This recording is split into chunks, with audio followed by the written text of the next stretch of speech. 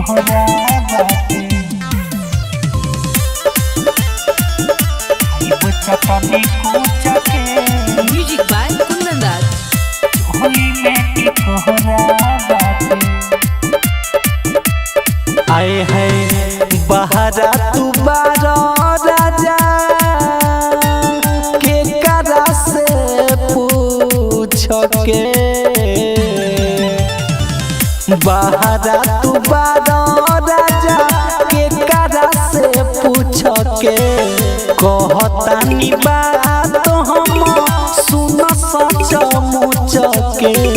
चोली में टिकोरा बाटे खाइब चटनी कुचा के चोली में टिकोरा बाटे खाइब चटनी कुचा के चोली में टिकोरा बाटे चोली में टिकोरा बाटे खाइब चटनी कुचा के आवे आवे कह के पाला न होता रद हो चढ़ली जवानी तरफे करता रह दहो आवे आवे कह के पाला न होता रद हो चढ़ली जवानी तरफे करता रह दहो देवरा मुस्की मारताते घर में पहुँच के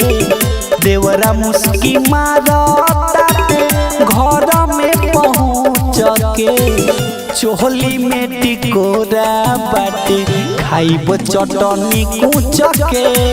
चोली में टिकोरा बाटे खाइब चटनी कुच के चोली में टिकोरा बाटे चोली में टिकोरा बाटे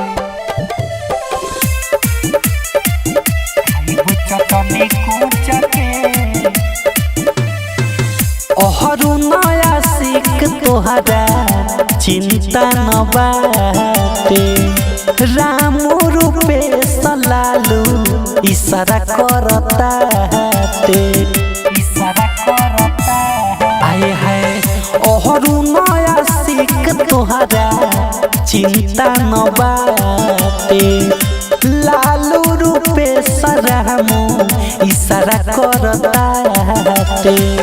लुदन सानू से कह तानी हम बुझ के लुदन सानू से कह